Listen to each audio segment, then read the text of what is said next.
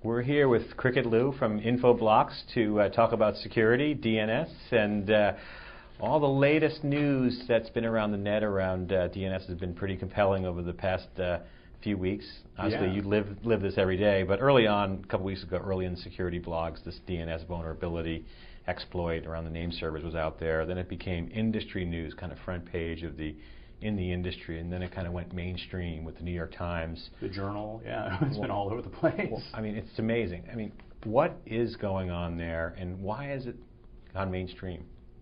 Why is it now mainstream? Yeah, why did the news go mainstream? I mean, there's always been these security flare-ups, vulnerabilities, come and go, exploits, but why this exploit and why now?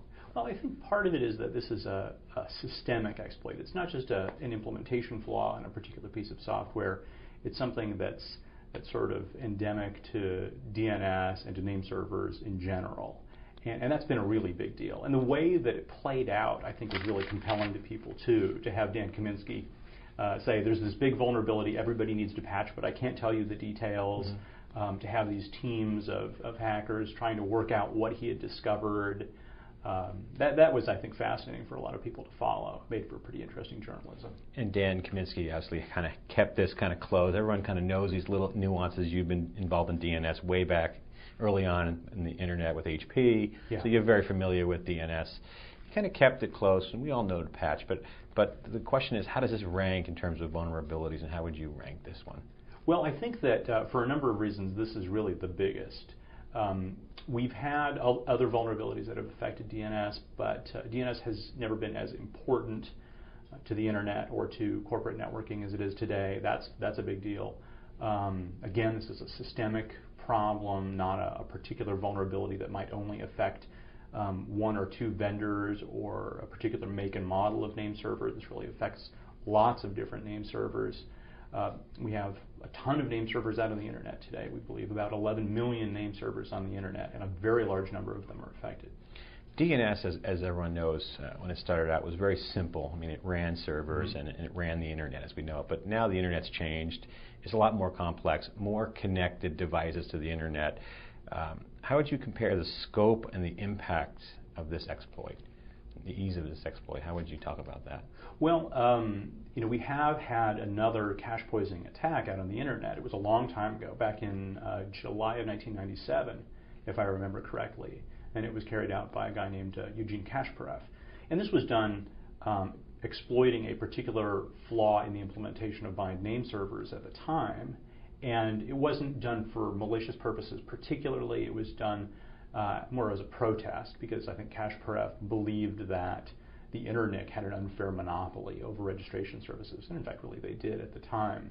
And so he redirected people who thought they were going to the internet's website to kind of a technical political statement, right? Yeah, exactly. Now, if that particular exploit had been used by somebody who was more sinister, maybe it could have been a lot worse. And that was pretty quickly patched. Now today, we have another cache poisoning vulnerability, but we have one that's not nearly as straightforward to fix.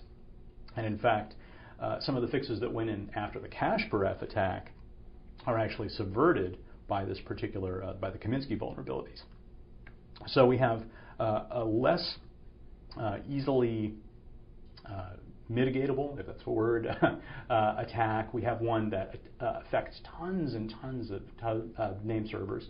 And of course, this is a time 10 years after the Kasparev attack when we use DNS for so much more. We rely on the internet for so much more, for electronic commerce and for sensitive communications between businesses and so on. So back in the days of the Kasparev attack, most people, if they had any exposure to DNS or the internet at all, was probably just a little bit of web browsing and maybe some email. As community back then, he was making a statement just for the betterment of the community. Now you have, in essence, businesses running their entire companies obviously on DNS and service providers. Everyone's out there running DNS, and it's pretty complex. And it's tough. So the question for you is, for anyone who says that this latest DNS vulnerability is business as usual, what would you tell them? Well, I certainly don't believe that it's business as usual. Paul Makapetris did a very good job of designing DNS. We've known actually for some time that the message ID, the transaction ID in DNS messages wasn't quite as long as we'd like it to be. We'd love to go back, change the past and make it twice as long or 3 times as long.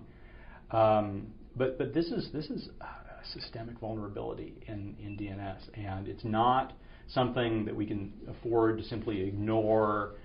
We have to take some sort of remediative action. We have to patch our name servers, and in fact, we have to keep going.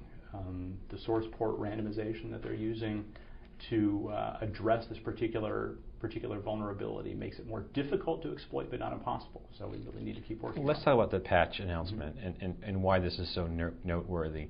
Is it because that so much more behind DNS is running on DNS that makes this patch important? Why is this patch more important than some of the more routine patches that say come out?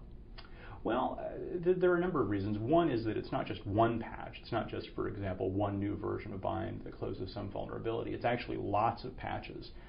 Patches to the Microsoft DNS server, patches to various versions of the bind name server. It changes some of the basic ways that bind operates, changing, for example, the query port that it uses to a whole range of query ports that, in some cases, can trip up firewalls, and so you might need to make allowances for that. So it might require maybe somewhat more preparation than other patches that simply close some specific implementation flaw.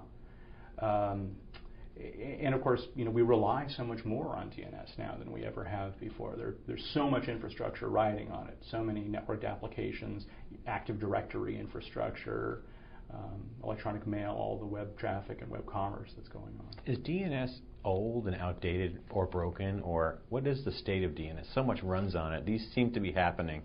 What is the situation for companies out there? How do they deal with this? And do they just upgrade? This seems to be a problem.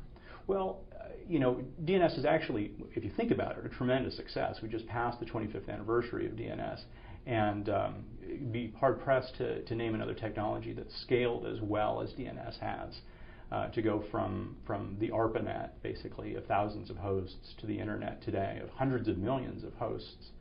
But it is creaking a little bit, and certainly one of the things that people who have been around DNS for a long time realized was that message ID was not long enough to really ensure the security of the protocol, which is why we're looking at things like the DNS security extensions, or DNSSEC, as a way of addressing this, and other more near-term solutions as well.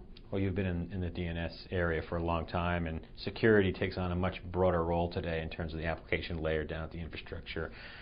Why do you think that some security guys are like, well, this is no big deal?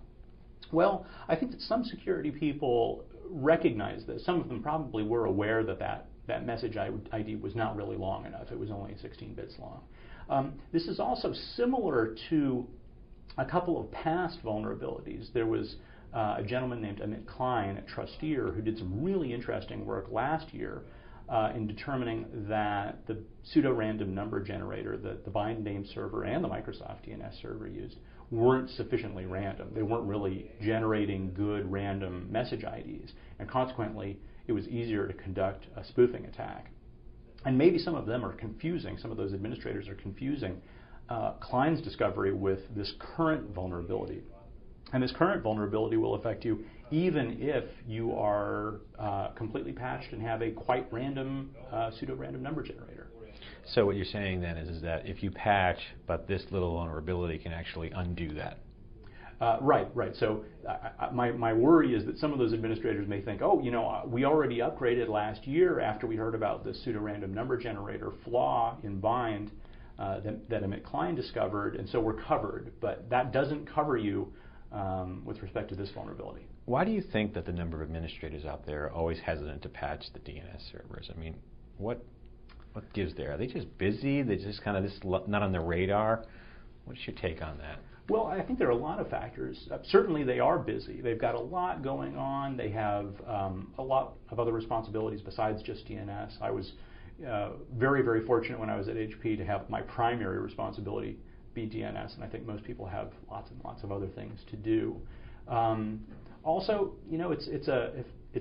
if it ain't broke, don't fix it mentality. You're worried, maybe you're not all that familiar with DNS configuration, or maybe you're not the person who initially set up the name server, and you're worried that if you make too many configuration changes or try to compile a new version, something might go wrong, and that would result in a big outage. We're here with Cricket Lou, the VP of Architecture at Infoblox, which makes products to essentially make the enterprise and businesses secure with DNS, and has a lot of other addressing products, and talking about this patch. Final question. Mm-hmm. Why is this such a big deal at Black Hat? I mean, it was a big to-do. There seemed to be more underneath this announcement. Some people were messaging me and commenting on my blog about there's more shoes that are going to drop. Right. Well, I think that Dan has been really forthright in saying that the current patches only mitigate the risk. They don't completely eliminate it. So with source port randomization, we make it more difficult for people to poison our caches, but we don't make it impossible. And some work just done late this past week by a Russian named Evgeny Polyakov really showed that. He showed that he had a gigabit per second link to a name server. It took about 10 hours to poison that name server, even though it was using source port randomization. So I think that everybody knows, everybody in the security community and in the DNS community knows that there's more coming. There are more patches. We're going to have to be vigilant. We're going to have to keep our heads down and figure out other mechanisms for addressing these sorts of threats. Word's out on the hacker community. All the malicious guys out there now know DNS is a target for attacks, and we blogged about it on my blog, broaddev.com, and great to have your Q&A on there. Really appreciate it. Sure. We're here with Cricket Lou about the DNS patch and vulnerability, cache poisoning, and all the security problems and opportunities companies have to protect themselves. Thank you so much. Thanks, John.